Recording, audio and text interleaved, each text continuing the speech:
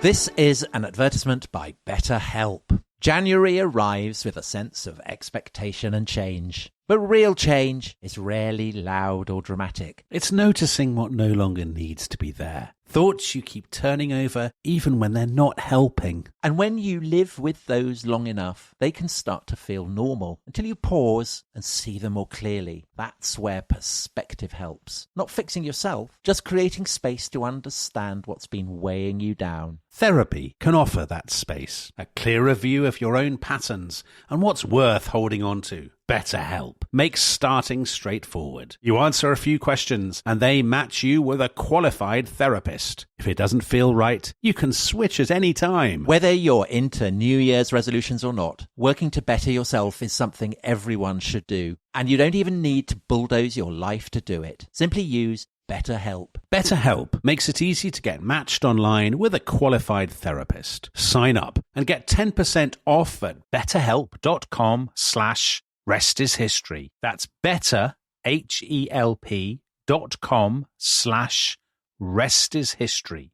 This podcast is brought to you by Carvana. Car shopping shouldn't feel like preparing for a marathon of paperwork. That's why Carvana makes buying and financing your car easy. From start to finish, search thousands of vehicles with great prices. All online, all on your time. And when you're ready, your new car shows up right at your door. It doesn't get better than that. Buy your car the easy way. On Carvana. Delivery fees may apply.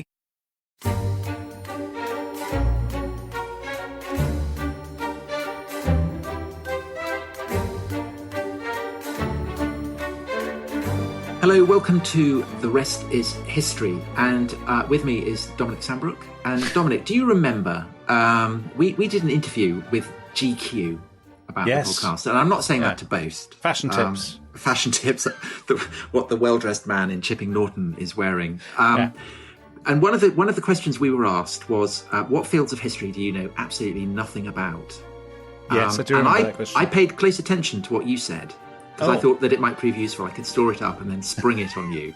Right. And one of the subjects you mentioned was the history of India. You've never been to India. You knew absolutely nothing about it. Well, I've seen Octopussy. And I've also seen Indiana Jones and the Temple of Doom. Well, what else is there to know? I kind of figured that's kind of it, right? I mean... Okay, so the reason I saved that up is that I'm a massive Indophile. India was the very first foreign country I ever went to. The first foreign country? You went in? I landed in Bombay, as it then was, and I spent 6 monmonths there. Doing what? Not playing cricket, surely? I did play cricket there. Yes, I did play cricket. I mean, you didn't go to play cricket, I went, well, because India is so enormous. I mean, it's massive, and everywhere is so interesting. Yeah. We went there for honeymoon. I've been there on 2 cricket tours. So anime, I absolutely love it. And the producer has sent me a message that says most people went to Benidorm for their first foreign trip. And well, I'd never been to Calais, and I landed. What a gilded youth you enjoyed. Not at all, because I'd never been abroad. We never had foreign holidays. Oh, it's like the Four Yorkshiremen sketch. Yes. Anyway, listen. The last time I went to India, it was with Willie Dalrymple at his amazing literary festival at Jaipur. And in Jaipur, I met the wonderful Aparna Andhare, who was a curator at the museum in Jaipur, and she showed me around it. And I thought, bearing in mind that you know nothing about India, and that we have tried and tested this format with Rachel Morley with the British churches, where she did basically the kind of, her top 10 British churches, I thought it would be fun to ask Aparna if she could do the impossible and give us a history of India in 10 buildings. Great so idea. Going right the way from the ancient world, right the way up to the modern. And Aparna, you're joining us. Where are you joining us from? I'm in Bombay. In Mumbai. Well, then technically, if we're going to get technical, then I live in New Bombay, which is Navi Mumbai, which is outside of Bombay. It's a twin city. So Great. if we're going to be specific, then that's where I am. Well, let's be specific. Okay, so from New Bombay, and you very bravely and gamely agreed to do this. So you've drawn up your list of 10 buildings. And when we say India, we're talking about the Indian subcontinent. So not modern day India, we're including what's now Pakistan, Afghanistan, and so on. Bangladesh, yes, absolutely. And this wasn't easy, Tom. This wasn't easy at all. So I'm glad I'm foolish in that sense. No, you're game. Well, we like to set people a challenge, don't we? Yes, we do. The challenge it was. So I live with an architectural historian, and I have to say there were fights over this, about what was important, what was just beautiful. So when we're recounting the history, these are not specifically, so the 10 sites I've chosen, they might not make their cut for being the most beautiful or things that you immediately associate with India, but they're important for the trajectory of Indian history. So no Taj Mahal? Oh, no Taj Mahal. No Taj Mahal. Okay.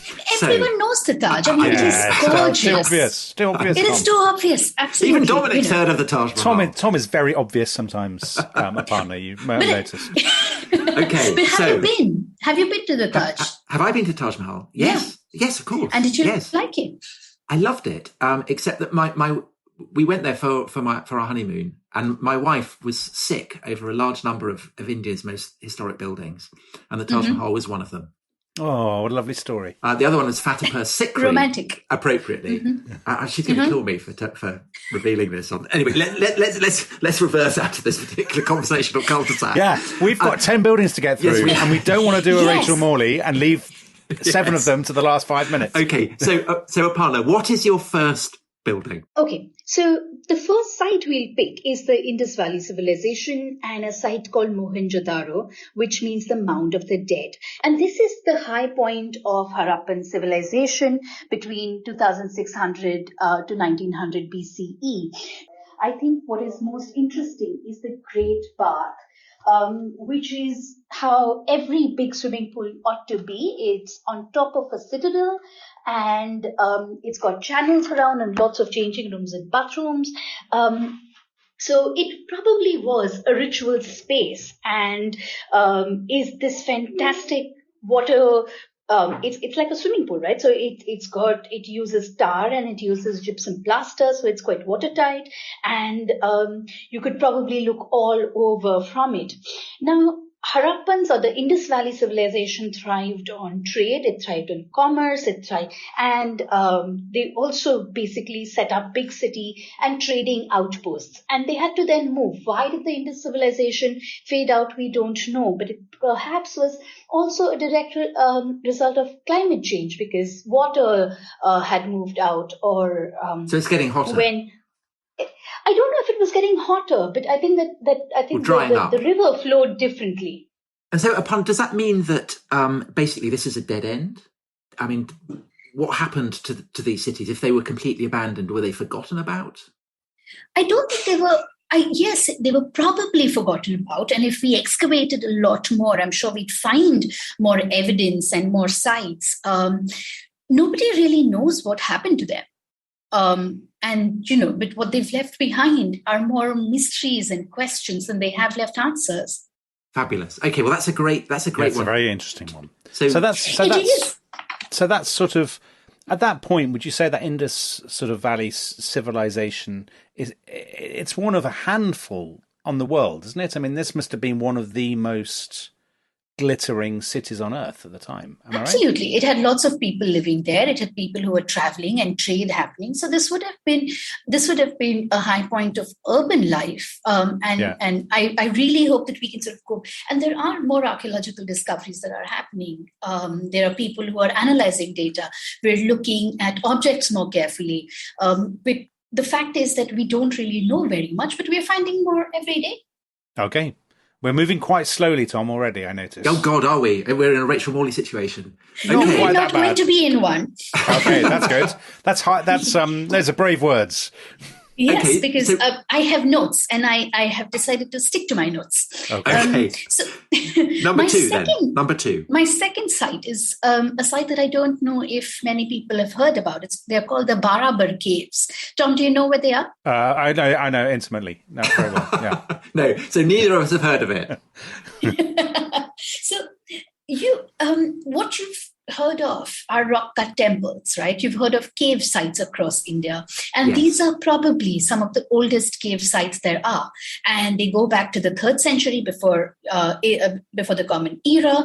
And they're basically a link to how architecture grows across the subcontinent. They belong to the Mauryan age, and they have Ashokan rock cut edicts, and they're in a part of east of India called Bihar. So these are 3rd century caves, and you can see how architecture develops from wood and bamboo to carving in stone. So there's a mimicking of various material that you can see. You talked about this being the Mauryan Empire. Can you say Yes. something about that for those of us of little brain who don't know what that is? Yes, of course. So the Mauryans is a very large empire that takes over a huge chunk of the country. And the most famous Mauryan king was Ashoka. And he converts to Buddhism at one point. And it's basically... Because he's so upset by the battle, isn't he? That's the story. That's what they say. I mean, why do emperors... It makes for a neat story. Do you want to quickly tell us the story, Tom? No, It's not Tom's podcast. Tom, get off the podcast. So, I mean, it is a very romantic story that he's this great conqueror and he wins a great battle and he's so upset by the battle that he becomes a Buddhist. But what I've always thought the point of the story was that he only decides to become a Buddhist after he's won the battle.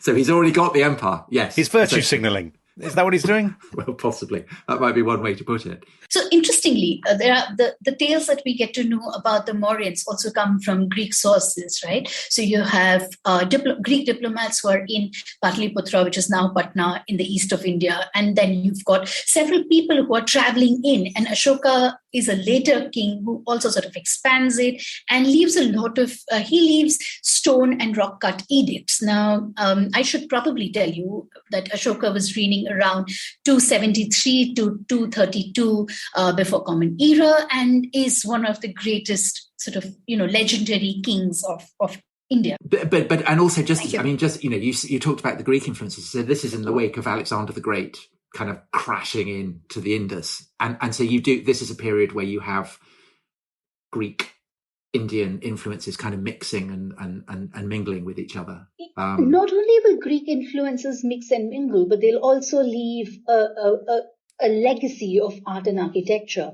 And Buddhism will bring beautiful rock, beautiful sculptures that will have Hellenistic influences. But this is happening not only in the northwest frontier province, which is mostly Afghanistan and that sort of region, but you see it across the north of India.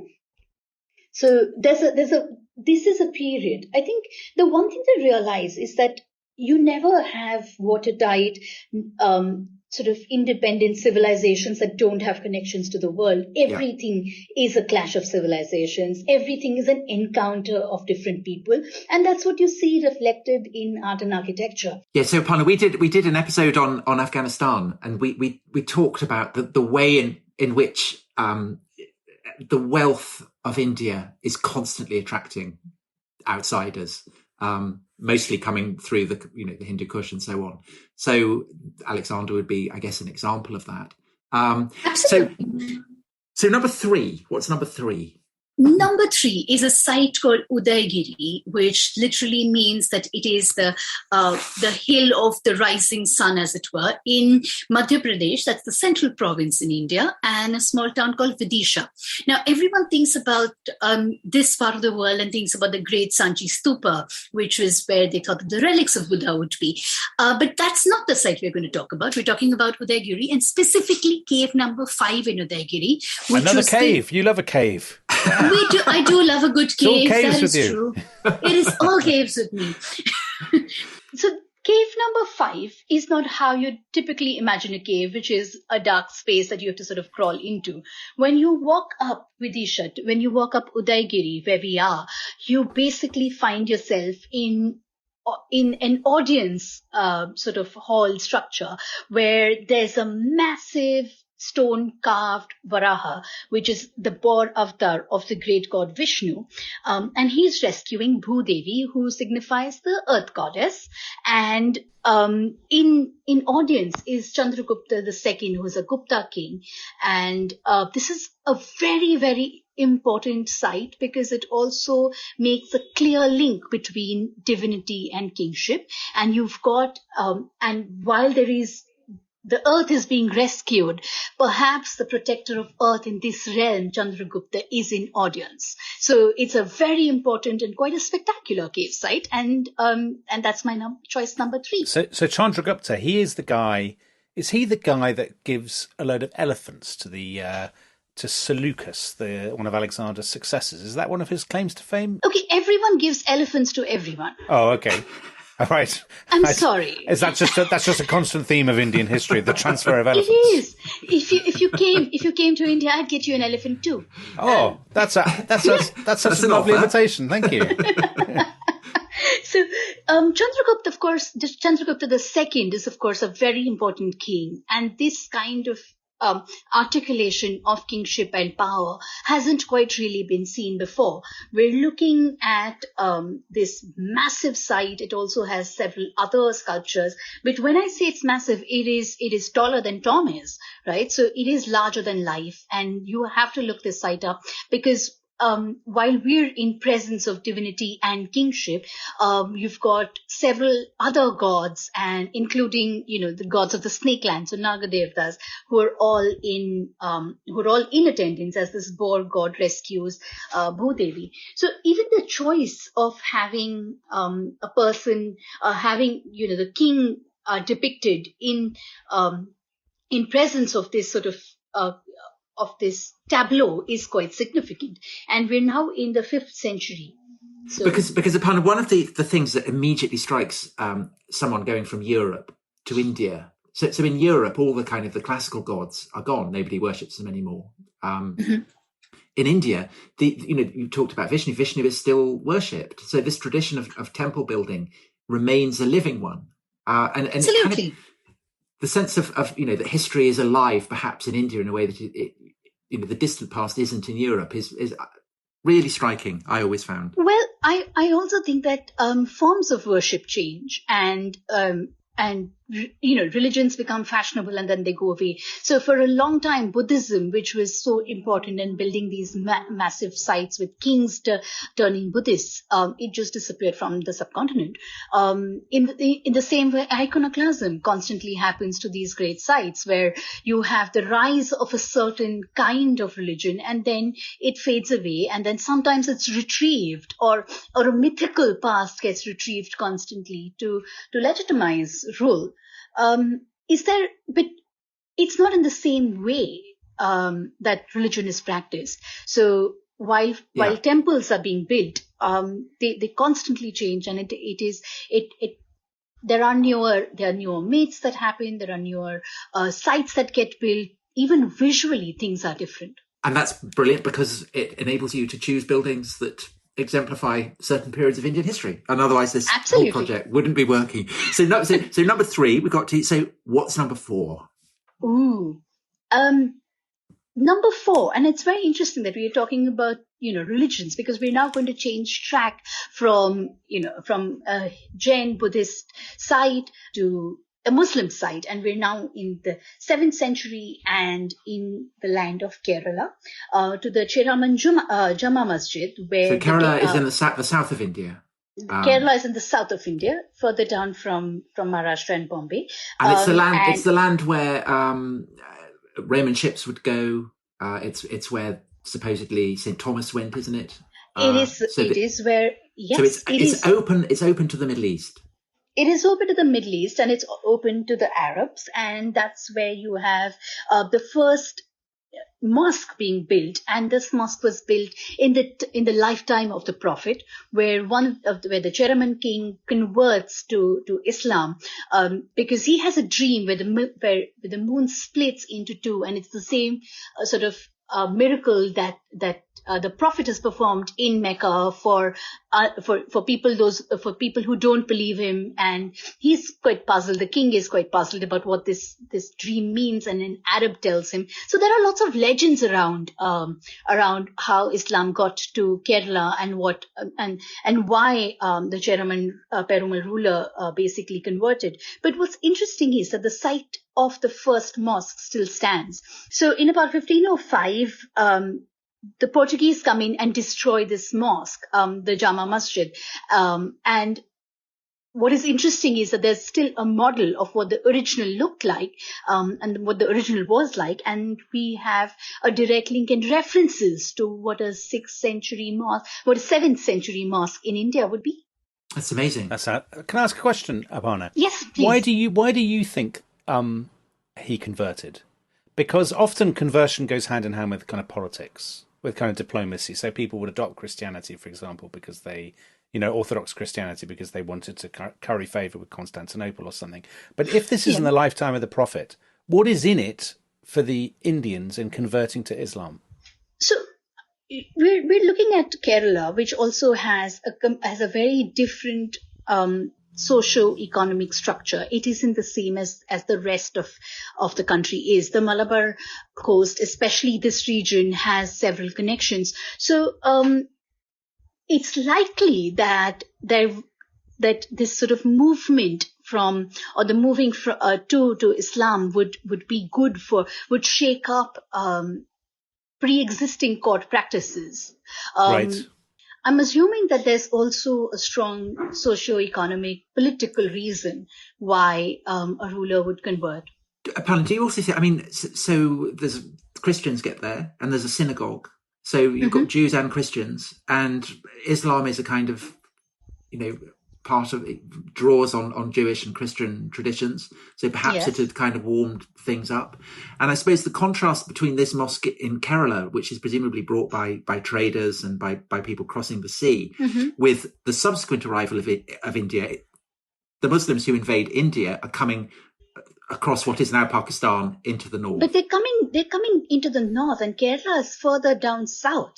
Yeah, right? So that's the difference, isn't it? It's an absolute difference, but we have to also remember that there are trade links over the sea. So sea routes exist, and while waves of invasion come in from the north, you have sustained trade relationships that happen over the Arabian Sea. So you've got connections to Africa, you've got connections to the Arab world, and it's always been a thriving, vibrant space. Now, I have to also say that if you look at the model of what the original mosque was, it is extremely local to Kerala. So it's not a dome structure. It doesn't look like anything from an Arabian Nights fantasy. It looks like a building that you'd find in Kerala. Right. And apparently, it faced the wrong way. I don't know this. I was reading something online where I found that it was only in the year 1000 CE that they realized, oops, we need to face west, not east. And they had to change the mihrab. So the coming of Islam to India is obviously absolutely fundamental kind of break point in the course of Indian history. So we have. I'm not sure I agree with that. Oh, okay. But yes, because I think that every encounter so far is important. Every cultural encounter, whether it was the rise of Buddhism, whether it was the Sanskrit age, whether the Vedic age, the Greeks coming into the country, and a relationship with China as well. I think each sort of encounter was independent and impressive. I suppose in terms of buildings, of course. that Islam, there is only one God, and that it generally doesn't encourage the portrayal of the human form, perhaps in the way that previous traditions have done. Tom, you also know that is not quite true. Well, I'm dealing in very broad.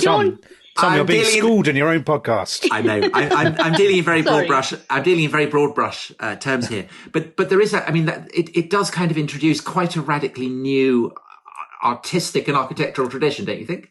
aniconism, not depicting in human form, was also a Buddhist practice. You had the Buddha depicted as a tree, as the Bodhi tree, as the wheel, just by his feet. So I think the subcontinent was always quite used to creative ways of expressing God or divinity or important figures. What Islam brings, and it does so in waves, right? So, and in various parts of the country, it again looks different. In Kerala, it looks different. We're going ahead of ourselves, or at least, one stop ahead of ourselves. If we start to think about the impact of Islam on the Deccan, which brings with it an architectural tradition of Central India, from east coast to west coast, and sort of sandwiched between two major mountain ranges. So you've got Islam is important, but we also think we have several great kingdoms, and two of them we shall discuss now as point number 5. Well, actually, let's discuss after the break. The break. So we've done 4, and we've got 6 to go. So you're one up on Rachel Morley with the churches. We've done 3 by this point. So we will take a break now, and when we come back, constantly distract me from my agenda. I'm sorry. I know. I'm really sorry, and I won't in the second half. It's I bad. promise. It is bad. We will be back in a minute.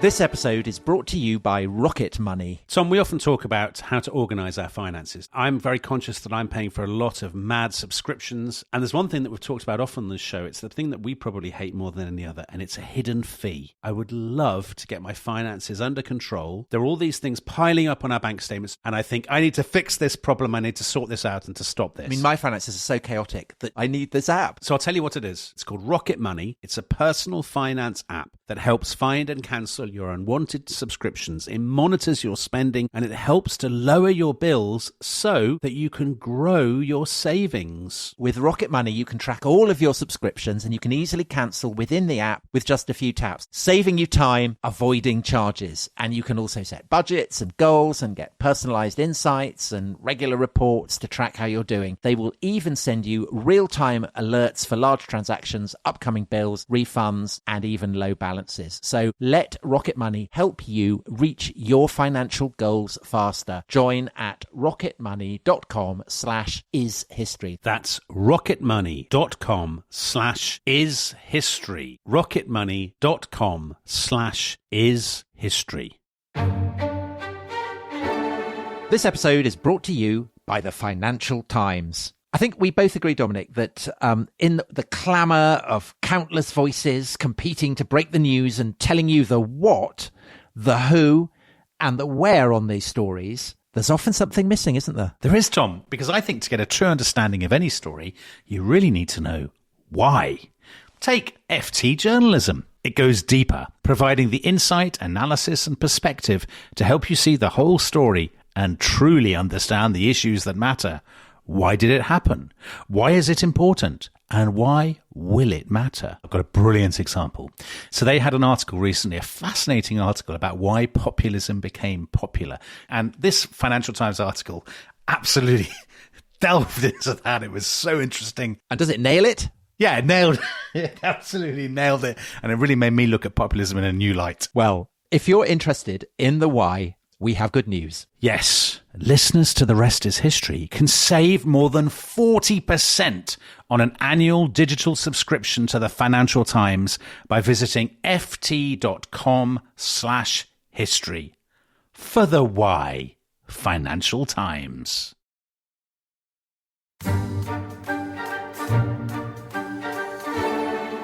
Welcome back to The Rest is History. Extraordinary scenes here as Tom Holland has pledged. He has pledged publicly and he pledged privately during the break that he would stop talking in the second half and allow Aparna to take us through her remaining 6 buildings that will explain all of Indian history. Very exciting moment. So Aparna, you're on to number 5 now. Number 5. We're on number 5. And I have to say that Tom and I had a bit of an email war over this because we've now moved into what people might think of as medieval India.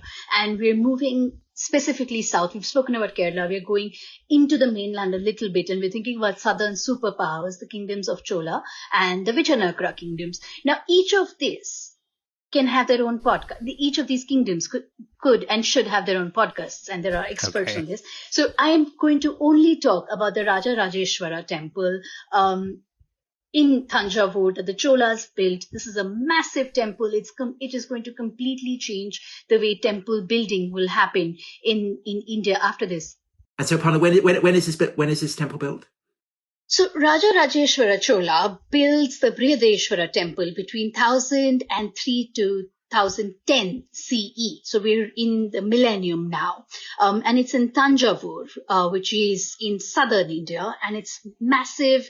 And what you have is that there are several architectural styles that now come in. So you have the Vimana, you have the Mandapa, you have a different style of architecture that's separate from from the northern styles of temple architecture, which is called the Nagara. And here we have the Dravida style of architecture. The spire, as it were, of this is about 216 feet high. So the Shikhara goes right up, and everything else is dwarfed against this. So it is a statement of engineering. It's a larger than life temple building that the Cholas have built. And while they build large, they also make these gorgeous bronze sculptures that you see in collections around the world, and they're absolutely sublime. So these are the two, and they're Hindu kings.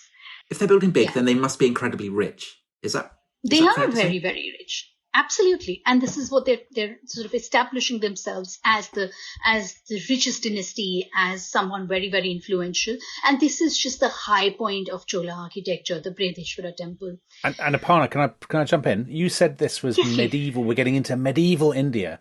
But medieval is a kind of European concept, right? I mean, is there such a thing as medieval India? Does that make any sense? No, it doesn't, because medieval India is different. But I think how I would think of medieval is basically, I was thinking about this in European terms, where you're sort of bookending it between the 7th century to about the 14th, right? So, birth of to Renaissance, if that's how you understand medieval. So I don't like the term medieval, although my degree was called, that I studied in Edinburgh, was called Art in the Global Middle Ages. And we spent time just sort of pulling that apart, saying what is the Middle Age. I'm also teaching a class next week on medieval India, and that's almost early modern, the time period I'm going into. So no to medieval. But what happens a little bit later, also between 1000 to 1400 CE, is that a capital, a great kingdom is being consolidated, and that is the Vijayanagara kingdom, and its capital Hampi is founded in about 1343. Hampi is currently in the middle of nowhere. You can't take a direct flight to Hampi. It's either a long train ride, bus ride, or you drive down for hours. And the reason why it is where it is because it also stands on an ancient site that has cultural significance and previous religious significance. So Hampi is called, and the regions around Hampi were called Kishkinda, which has a Ramayana reference. But here you have massive temples, you have palaces that are built, you've got these huge, stone structures and chariot sort of structures and temple chariot structures, I mean. And Aparna, you've mentioned it because I said I wanted it, basically. You wanted it? I was very bullying about this. Tom, that's shocking. I know it is. You invite somebody on and then you boss them around and tell them what to... I politely suggested. Was it polite? Which is fine. Was it polite, yes, Aparna? It was very polite. So it became 5A and 5B. It's such an amazing place. So I saw it, I must have been 18 when I saw it, and I haven't been back since, but I still remember it vividly as one of the most extraordinary places I've ever been. And certainly when I went there, it was the most extraordinary place I've ever been. And it is so enormous. And I seem to remember it was huge. People saying that it was the largest city in the world, outside China perhaps, at that time. And as you say, it's in the middle of nowhere. It's astonishing. And it has this gorgeous river, the Tungabhadra. So, it's in a basin, and it was meant to impress. And they knew what they were doing with this sort of building of this grand city. And Vijayanagara is probably also the empire was massive, had great influences. And when the Vijayanagara Empire sort of collapsed, it gave rise in that space. The Bahmanids took over, and you had the entry of the large Muslim empire that also had links to Iran and Central Asia, so brought about a completely different visual language and architectural style. And what happened to the city then? If it's in the middle of nowhere, does it just go into decline, or do people loot it, or what happens? So it goes into decline. I think I think yes, a bit of looting would happen, because these are also, when you have temples, they're also repositories of great wealth, right? So you've got people who move away, and I think it just sort of gets forgotten at some point, because you have different building projects, capitals shift, people move to where there's trade and commerce, right? And where so the seat of power is where you'll have more people come in and stay. And so when that falls, it's the whole of India then under Muslim rule.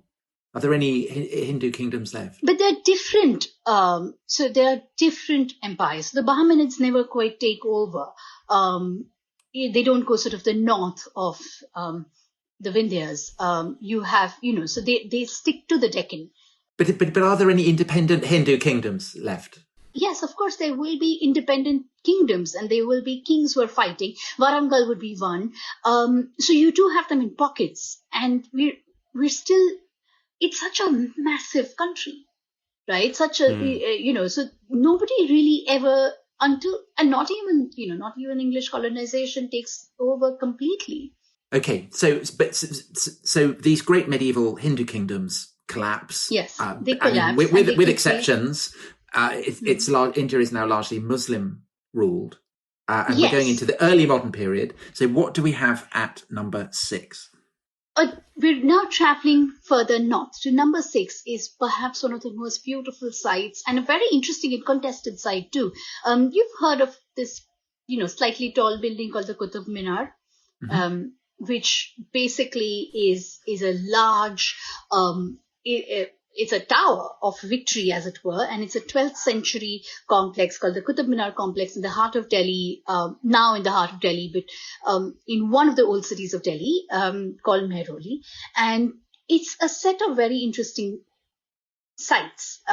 So 12th century complex built by the Sultanates, by the Sultanate rulers, and you've got a 4th or 5th century pillar. You've got the Qutub Minar itself, which was built around 1192. The pillar is made of iron, isn't it? The pillar is made of iron. And which is kind of very unusual at the time, to have a whole pillar of iron. No, because Ashoka, no, not really, because you had several of these sort of monolithic or iron pillars, and they were experimenting, and they were putting them around the country. So Ashokan pillars were everywhere. Most of them were stone. I don't think that this was an exception in that sense. But to pick up on Tom's earlier point about the previous site, they must be incredibly rich to be building pillars. Have tons of iron to be building. They're mining, and I also suppose that they would reuse a lot of this as time goes on.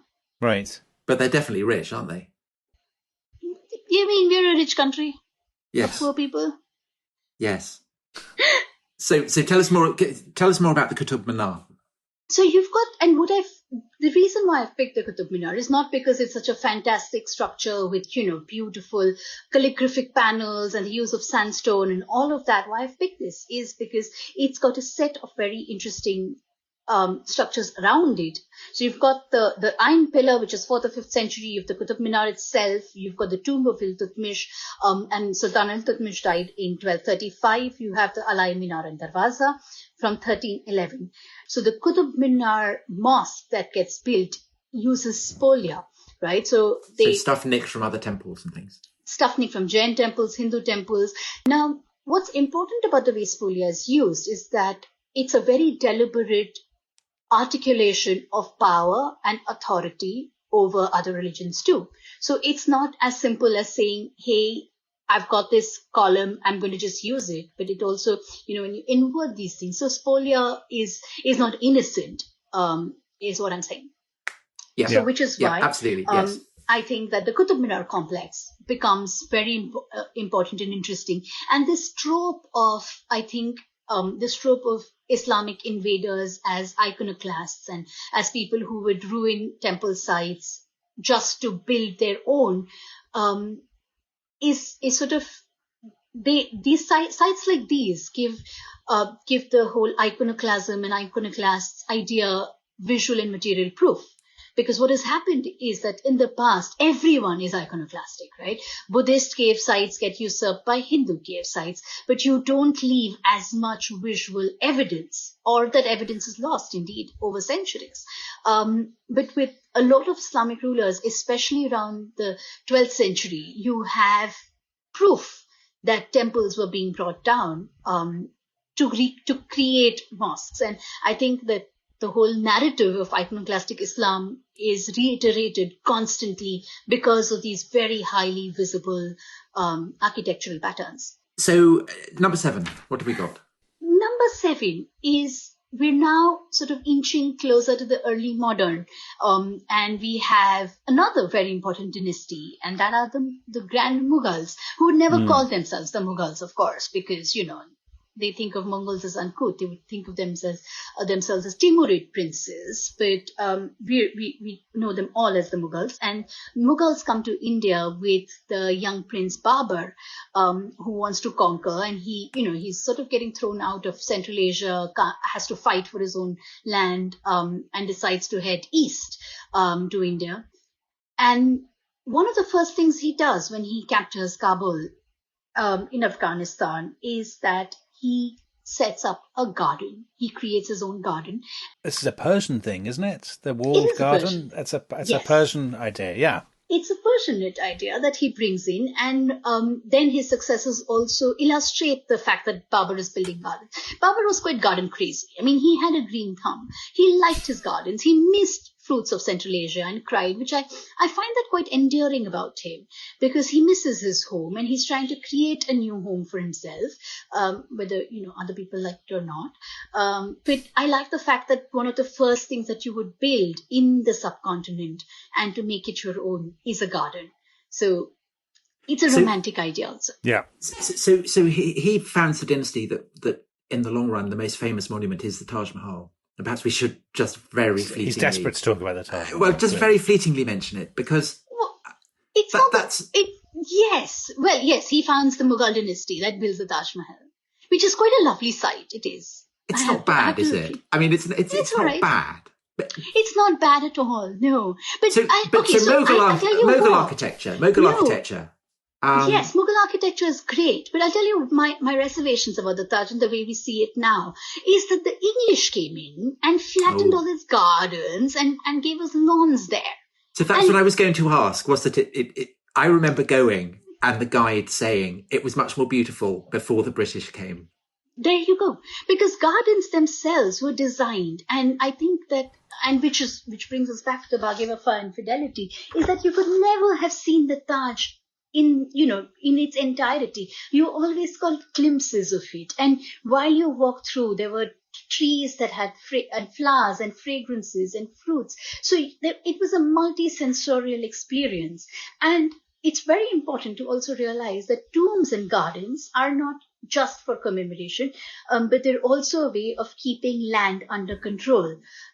So when you create a large tomb garden, it also means that your family can hold on to the land like that. Yes. More than just, it's not only just the architecture. But I also think that the Taj Mahal, across from the river, if you sort of moved up river a little bit, it was a tomb of Idmat-ud-Dawla that Nur Jahan, it was a tomb of Idmat-ud-Dawla that daughter builds, which is just fabulous. And the work, it's beautiful. All of it is beautiful. Yeah, the inlay and the marble and the sandstone. So yes, it's quite romantic. I like the way that we have actually cleverly smuggled in the Taj Mahal. That was shameless, Tom. So that was shameless. So on to 8 now. Yeah. We're closing in. We're on to 8. And it's a good thing that we've spoken about the Taj Mahal, because guess whom did the land belong to?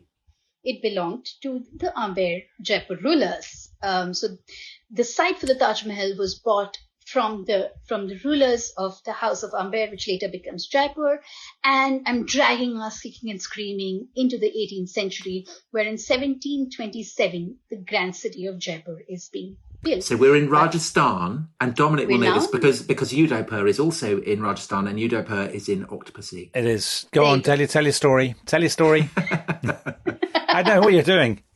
Didn't you bowl out the Maharaja? I'm not mentioning. I'm not mentioning the fact I bowled the Crown Prince of Udaipur out. Yeah. Middle stump. I'm not going to tell that story. I'm distracting from Aparna, who's telling us about Jaipur. Yes, but you do know that if you can beat them at polo, that's the story to tell. Okay, I've never played polo. Tom, you've never seen Tom on a horse. I mean, no. That's a very different, very, very different story. Listen, we're galloping. We're running out of time here, and we're talking about me on a horse. So, stop, Dominic. Stop misbehaving. Aparna, so Jaipur. What we've got is that in the early decades of the 18th century, you have the great Mughal Empire that begins to crumble because Aurangzeb is dead. In the Mughal court, you've got Rajput rulers at very high positions, and everyone sort of knows that there is a lacuna in power. And what Savai Jai Singh II, who's a very high-ranking official, what he does is that he bids on the wrong person to take over after the death of Aurangzeb, but also realizes that this is his chance to move into a kingdom of his own and to move from being a high-ranking courtier to being a Maharaja of his own right. He founds Jaipur in 1727 and designs it. He is also an astronomer, a mathematician, so which is why you've got an observatory. And Jaipur as a city, as the walled city, is very cleverly designed in grids, and he invites people to live in Jaipur. It's an architectural marvel. It has this unified facade of terracotta and it's plastered, so it which is why it's called the Pink City. So it looks a certain way. It's meant to wow. It's meant to get when you go in for you to realize this is a very prosperous capital. It's not a traditional capital city that's heavily fortified, but it has axes where the king's palace is at the center, right next to the temple of Govind Dev Ji, who's the presiding deity and a form of Krishna. So it's a city that works on several layers of religion, of kingship, of commerce, and of prosperity, and that's how it stays. Why is it not heavily fortified, given that this is quite, correct me if I'm wrong, but this is quite an anarchic period in Indian history? Kind of crumbling empires and competing kingdoms and so on. So why wouldn't they fortify it? So, well, they're making friends with the English. They have an army of their own. And it is a walled city, so you have gates that they can seal shut. But it doesn't have, and it has forts nearby. Right. The location of Jaipur is also such that it has mountains, the Aravalli ranges that surround it, but it's not, it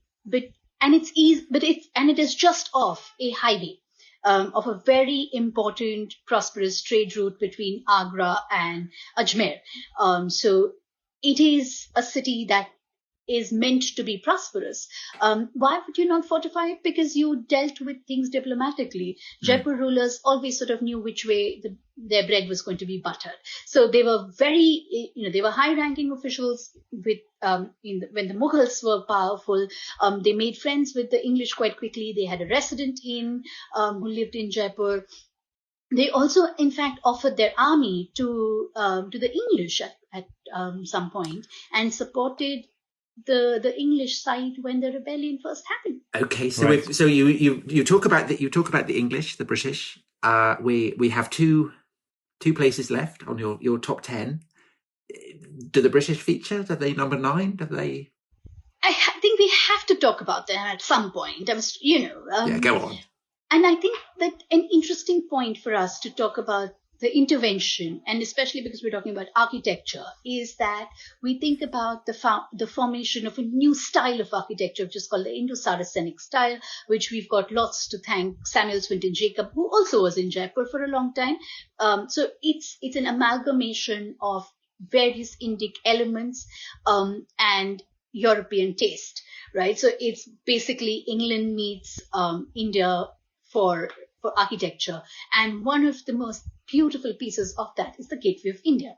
which is in Mumbai, and it faces west, and it's sort of the gateway to the east, because when George V came with his concert for the Delhi Darbar in 1911, they landed at Apollo Bandar, and this gateway was then was constructed a few years later to commemorate that landing. So it's kind of like a triumphal arch, is it?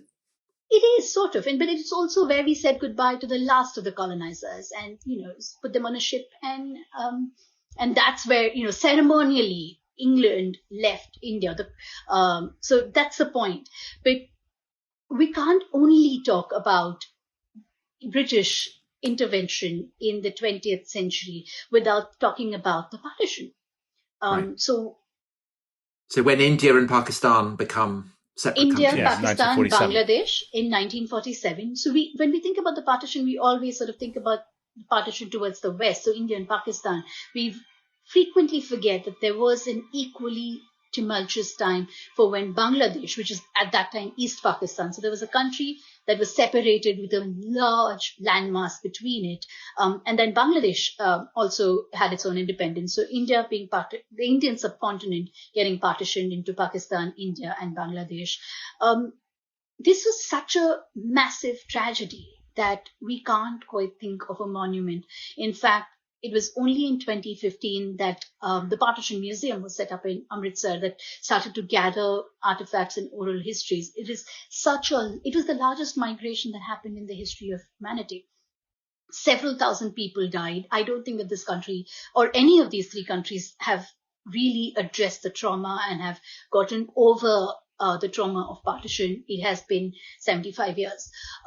So I'd like to think about a small story called Toba Tek Singh, which was written by Sadat Hasan Manto, where India and Pakistan has been, the partition has happened, and now they're trying to figure out what happens to the lunatics. So there's an asylum for the mentally challenged, the lunatics, and one of them wants to go back to Toba Tek Singh, which is where his ancestral land was, and no one could really figure out whether it was in India or was it in Pakistan.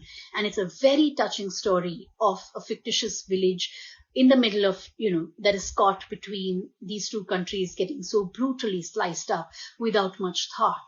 And on that somber note, I think the only way we can deal with partition and to think about that is perhaps through literature, until we get to a point where we can create a monument for it, which I hope will happen.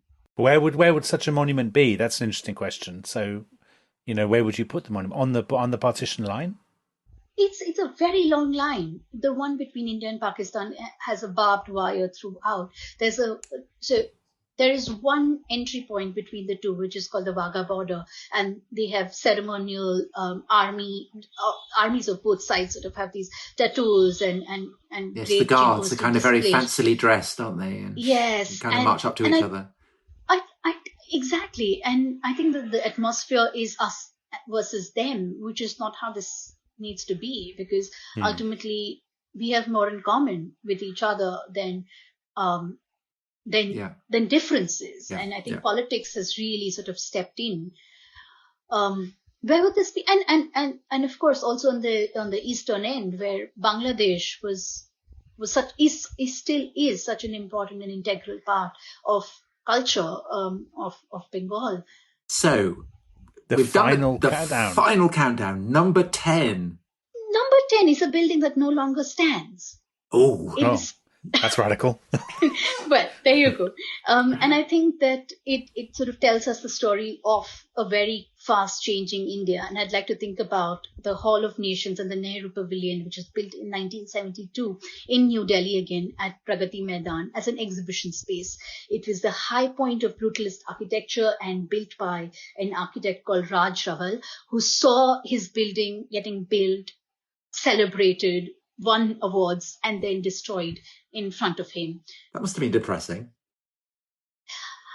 I think he took it rather it was anger-inducing. I think it was infuriating rather than depressing, because nobody wanted the building to go, and essentially what they're doing is that they're flattening Pragati Maidan out to create these new modern edifices and conference centers with air conditioning, which is also it basically takes on Nehruvian ideas and philosophy of what the Indian nation needs to be, and current political leaders want to rewrite history and erase it in a very specific way. So Hall of Nations was the beginning of a large-scale demolition and destruction of what secular, forward-thinking, free and liberal India used to be. Gosh, I'm looking at the building now. I'm looking at a picture online. It's an amazing looking building. As you say, it's a kind of it's a classic kind of post-war brutalist sort of modernist building. And yet, well, I mean, that's being very harsh, Tom. It doesn't look like a car park. I just ignored Tom Holland. And it was demolished, what, 2017, 2018 or something? 2017. And this was still being challenged in court. And overnight, they brought it down. And is this part of a sort of backlash against that image of a kind of democratic, secular, non-populist of Nehruvian India, essentially, because Indira Gandhi took great interest in when this building was being built in 1972.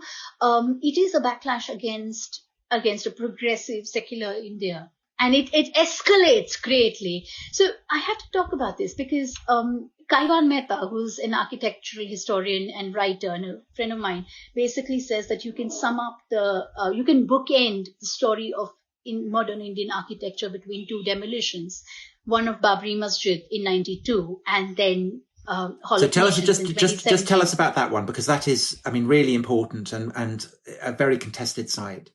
It is a contested site. So Babur, whose garden we discussed, also allegedly built a mosque on an old temple site, which is not unheard of. I mean, people have done this, but apparently this was the site that was the birthplace of the god Ram from the Ramayana, which is ultimately a story, and an important religious figure. And in 1992, a Hindu right-wing organization gathered several thousand people, and they went off to Ayodhya, where they believed that was where Ram was born, and demolished this temple. And I think that after 1992, India really changed. The idea of secular India was challenged, and we're seeing, so many years later, we're seeing the result of it. And the Prime Minister, Narendra Modi, laid the foundation stone of a new temple to Rama on the site. What was it? 2 years ago? I think it was 2 years ago. Was it last year? I think it was 2 years. It had to be before. I think it was 2 years ago. And he's a modest man, because he's also named the largest cricket stadium in the world is named after him. There's a story there, isn't there, Tom? There is a story. How do you know? So England were playing India in the I think was it January or February test match there. It's in Ahmedabad, and I said, I tweeted, very modest of the Prime Minister to have the world's largest cricket stadium named after him, and it got picked up by various angry supporters of Narendra Modi who thought that I was Spider-Man. And so they launched a boycott of Marvel films. You see, the thing is, Tom, single throwaway tweet, and I destroyed Marvel films. You see, Aparna, Tom spends a lot of time complaining that how hard done by he is, that he has the same name as Tom Holland, the real Tom Holland. But imagine being the real Tom Holland and living in fear that this elderly historian is going to get you cancelled and destroy your film career at any moment. Yeah, with great power comes great responsibility. That's so you know true. what the great thing is? He never hears that. No one ever tells him that. It was a shock to realise that I basically destroyed the publicity programme for the new Spider-Man film. But what can you do? As a Batman fan, I don't mind. You just stay away from Bruce Wayne. Exactly. I'm not going to mention that. Aparna, that was fabulous. I mean, what a sweep. So all the way from Mohenjo-daro all the way up to modern Delhi. Yeah, I don't think we've done 2,500 years or more, probably longer. There's so much I've left out. There's so much we've left out. We haven't gone northeast. We haven't spoken about the Himalayan kingdoms.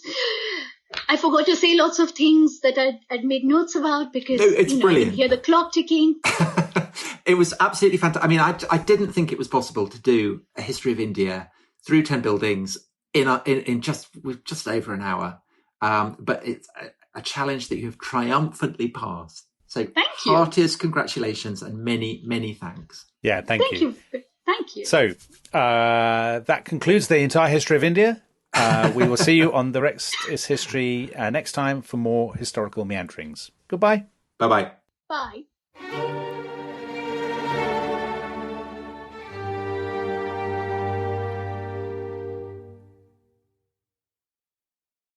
Thanks for listening to The Rest is History. For bonus episodes, early access, ad-free listening, and access to our chat community, please sign up at restishistorypod.com. That's restishistorypod.com. One of the darkest scandals of the modern era. A billionaire financier. Powerful friends. Hidden networks. And questions that refuse to go away. Was Jeffrey Epstein a spy? I'm Gordon Carrera. And I'm David McCloskey. And we're the hosts of The Rest is Classified, the intelligence and national security podcast from Goalhanger. And we've just released a gripping new series investigating whether Epstein was linked to any spy agencies. And asking what those agencies might have known about him. Listen or watch now on Spotify, YouTube, or wherever you get your podcasts.